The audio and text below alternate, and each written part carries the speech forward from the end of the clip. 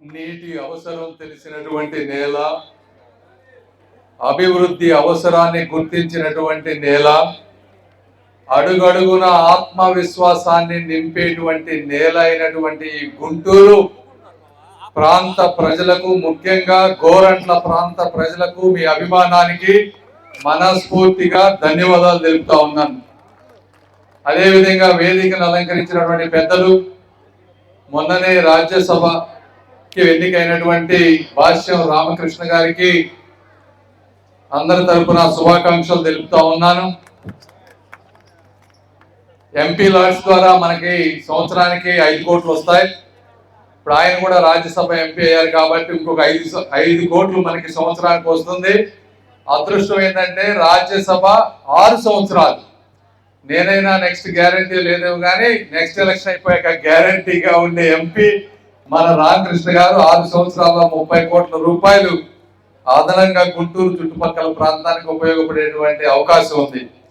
ఏదేమైనప్పటికీ ఈరోజు కార్యక్రమం ఎందుకంటే ఒక్కసారి చాలా మందికి ఇది చాలా కొంచెం కాంప్లికేటెడ్ సబ్జెక్ట్. నేను 3-4 సార్లు తిరిగితే కానీ నాకు అర్థం కాలేదు.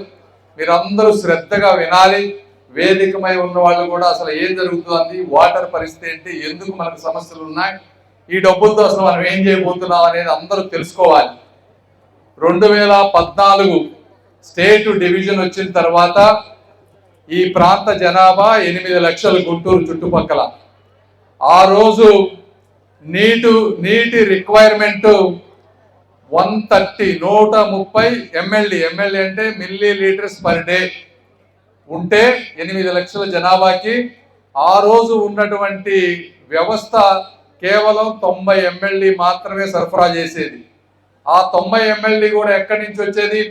కృష్ణానది నుంచి ఎప్పుడో పైపులేసి తక్కెళ్లపాడులో రిజర్వాయర్ పెట్టి అక్కడ శుద్ధి చేసి ఆ వాటర్ని గుంటూరు చుట్టుపక్కల ప్రాంతం అంతా కూడా పంపించేవాళ్ళు. ఈస్ట్లో ఉంది అది లోతట్టు ప్రాంతం.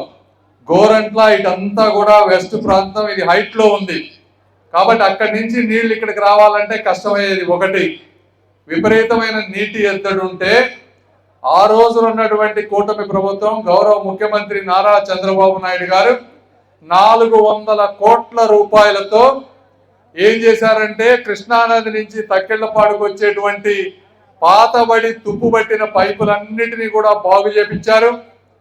అక్కడ ఉన్న 90 ఎంఎల్డీతో పాటు ఇంకొక 40 ఎంఎల్డీ వచ్చే విధంగా కొత్త రిజర్వాయర్ అన్ని కట్టి 130 ఎంఎల్డీ చేసి అక్కడి నుంచి పైపు విధానం ద్వారా ఈ తక్కెళ్లపాడు ఇక్కడి నుంచి గోరంట్ల ఈ చుట్టుపక్కల ప్రాంతంలో నీళ్లు ఇచ్చేవాళ్ళు. ఒకటి, ఎత్తులో ఉండటం వల్ల, గ్రావిటీ లేకపోవడం వల్ల ఈ ప్రాంతానికి కొద్దిగా నీళ్లు వచ్చేవి కాదు. రెండోది, ఈ గత 10 సంవత్సరాల్లో జనాభా 8 లక్షల నుంచి గుంటూరు ప్రాంతంలో 11 లక్షలకు వెళ్ళింది ఈ రోజున. కాబట్టి 130 ఎంఎల్డీ ఆ రోజు మన ప్రభుత్వం చేసిన తర్వాత ఈ రోజు ఉన్నటువంటి జనాభా అవసరానికి మనకి 170 ఎంఎల్డీలు కావాలి. అంటే ఒక 35 ఎంఎల్డీలు మనకి ఈరోజు సరిపోయేటువంటి పరిస్థితి లేదు. సో ముఖ్యంగా, అత్యంత ముఖ్యంగా మనం చేసుకోవాల్సింది ఆ 35 ఎంఎల్డీలు తీసుకొస్తే ఇప్పుడున్న జనాభాకి వాటర్ వస్తుంది. ఇవి కాకుండా చుట్టుపక్కల 10 నుంచి 20 విలీన గ్రామాలు ఉన్నాయి. ఆ గ్రామాలకు నీళ్లు ఇవ్వాల్సినటువంటి అవసరం ఉంది.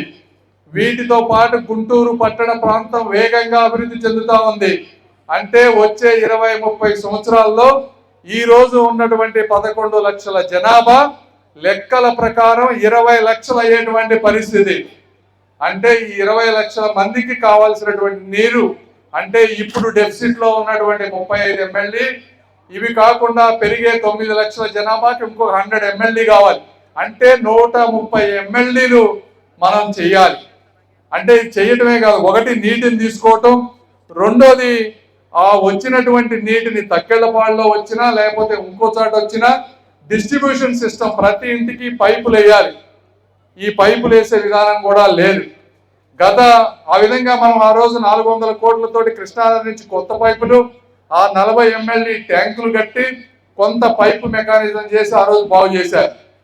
అయితే మన గవర్నమెంట్ 2019 ముందు వెళ్ళబోయే ముందు మరొక 160 కోట్ల రూపాయలతో చుట్టుపక్కల ఉన్నటువంటి డిస్ట్రిబ్యూషన్ సిస్టానికి, గోరంట్ల ట్యాంకు, వీటన్నిటికీ డబ్బులు ఇచ్చారు ఆ రోజున. అయితే గవర్నమెంట్ మారింది. ఆ 160 కోట్లలో దాదాపు ఒక 5 కోట్ల రూపాయల వరకు కూడా గత 5 సంవత్సరాల్లో జరిగినటువంటి పరిస్థితి లేదు. ఇది వాస్తవం. ఇది కావాలంటే జగన్మోహన్ రెడ్డి గారి ప్రభుత్వంలో వాళ్ళు ఎవరైనా వచ్చి డిబేట్ పెట్టొచ్చు. మళ్ళీ ఇప్పుడు మనం వచ్చిన తర్వాత వచ్చే ముందు ఈ ప్రాంతంలో తిరిగినప్పుడు అనేక సమస్యలు గుర్తించాం. ఆ రోజు కూడా చెప్పాము, గుంటూరు ప్రాంత ప్రజలు కానీ పేద ప్రజలు కానీ మణులు మాణిక్యాలు అడగటం లేదు, మంచినీళ్ళు అడుగుతున్నారు, రోడ్లు అడుగుతా ఉన్నారు, ట్రాఫిక్ సమస్యలు తీర్చమంటా ఉన్నారు, డ్రైనేజీలు శుభ్రంగా కట్టమని అడుగుతా ఉన్నారు. చిన్న చిన్న కోరికలు అడిగారు. ఈ కోరికలన్నీ ఏ విధంగా తీర్చాలనేటువంటి ఉద్దేశంతో తీసుకొచ్చినటువంటి ప్రాజెక్టే ఈ 550 కోట్ల రూపాయల పైగా ఉన్నటువంటి విస్తృతమైనటువంటి ప్రాజెక్ట్. ఈ ప్రాజెక్ట్ 550 కోట్లలో 3 కాంపోనెంట్స్ ఉన్నాయి. ఆ రోజు 160 కోట్లతోటి ఈ డిస్ట్రిబ్యూషన్ ఛానల్ అంతా చేయాలనుకున్నది ఈ రోజు లేట్ అవటం వల్ల ఎస్టిమేషన్స్ పెరిగి 220 కోట్ల రూపాయలు అయింది ఈ 550లో.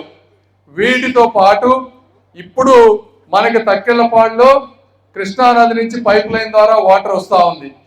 అది కాకుండా మళ్ళీ కృష్ణానదిలో ఇంకో పైనుంచి డైరెక్ట్గా అమరావతి నుంచి పైప్ లైన్ వేసి ఇప్పుడు మనం గోరంట్ల ట్యాంకర్లో కడుతున్నాం. ఈ గోరంట్ల ట్యాంకు దానికి నీరు కింద శుద్ధి చేసి రిజర్వాయర్ కట్టి గోరంట్ల ట్యాంకర్ పైకి నీళ్లు మనం పంపిస్తే అక్కడ నుంచి గ్రావిటీ ప్రెషర్ తోటి ఈ చుట్టుపక్కల ఈ డిస్ట్రిబ్యూషన్ సిస్టమ్ తోటి చుట్టుపక్కల ప్రాంతానికి అంతా నీళ్లు వస్తాయి.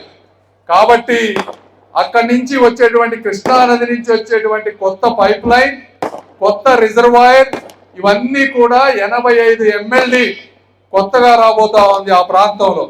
అది ఆ 85 MLD రావటమే కాదు, ఈ రోజు అక్కడ వేసేటువంటి పైప్ లైన్లు ఏవైతే ఉన్నాయో ఆ పైప్ లైన్లు వచ్చే 30 సంవత్సరాలకి అంటే 200 MLD వాటర్ ఫ్యూచర్ లో అవసరమైనా కూడా ఈ ప్రాంతానికి తీసుకొచ్చే విధంగా పెద్ద పెద్ద పైపులు వేయబోతా ఉన్నాం.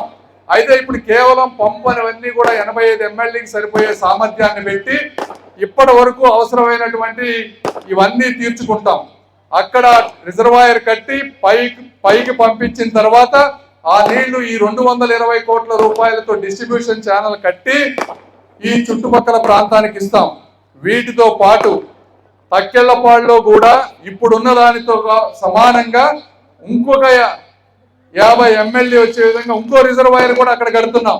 అదెందుకు కడుతున్నాము అంటే ఆ చుట్టుపక్కల ప్రాంతంలో కలిసేటువంటి గ్రామాలు ఏటుకూరు, బుడంపాడు, ఇలా ఆ గ్రామాలకు కూడా అడిషనల్ గా నీళ్లు కావాలంటే ఇప్పుడు ఉన్నటువంటి సామర్థ్యం సరిపోదు. కాబట్టి అక్కడ కూడా ఒక 50 MLD రిజర్వాయర్ కడతా ఉన్నాం. ఈ విధంగా ఈ డిస్ట్రిబ్యూషన్ ఛానల్, ఆ డిస్ట్రిబ్యూషన్ ఛానల్, ఆ రిజర్వాయర్, ఈ రిజర్వాయర్ కట్టిన తర్వాత గుంటూరుకి రింగ్ రోడ్డు ఎలానో వాటర్ రింగ్ రోడ్డు రూపంలో మొత్తం కూడా పైప్ లైన్ రాబోతా ఉంది. ఈ రింగ్ రోడ్డు పైప్ లైన్ ద్వారా విలీన 10 గ్రామాలకే కాకుండా ఆ రింగ్ రోడ్డు నుంచి ఏ గ్రామానికైనా అక్కడి నుంచి చిన్న పైప్ వేసుకుంటే ఇప్పుడు ఉన్నటువంటి సామర్థ్యం ద్వారా ప్రతి గ్రామానికి వచ్చే 30, 40, 50 సంవత్సరాల్లో ప్రతి పేదవాడికి స్వచ్ఛమైనటువంటి నీరు ఎంత కావాలంటే అంత ప్రతి ఇంటికి ఇచ్చేటువంటి కార్యక్రమమే ఈరోజు మనం చేసుకున్నటువంటి 550 కోట్ల రూపాయల కార్యక్రమం. దీనికి ఈరోజు రాష్ట్రంలో డబ్బులు లేవు.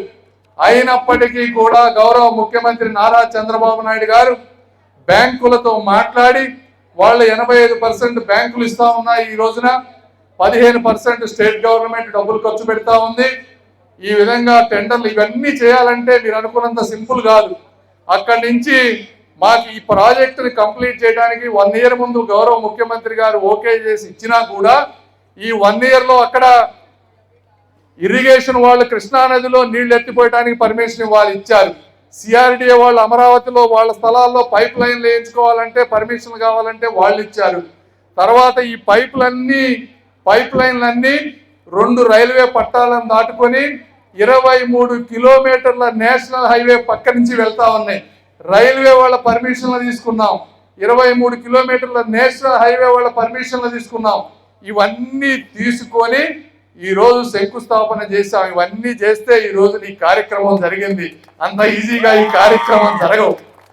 ఇవన్నీ చేయలేకే గత 5 సంవత్సరాల్లో చేసేవాడు లేక, పట్టించుకునే వాళ్ళు లేక, ఆ రోజు వేసినటువంటి ముఖ్యమంత్రి గారి సంకల్పం ఏదైతే ఉందో అది ఒక్క అడుగు కూడా ముందుకు వెళ్లకుండా 5 సంవత్సరాల కాలయాపన జరిగింది.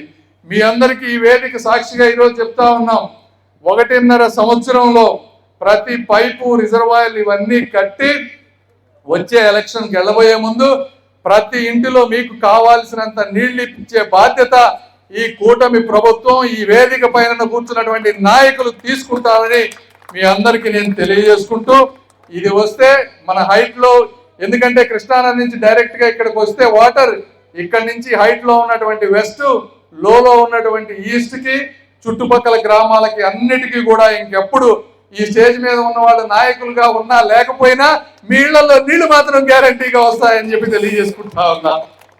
ఏదేమైనప్పటికీ ఈ కార్యక్రమానికి ఎంతో మంది సహకరించారు.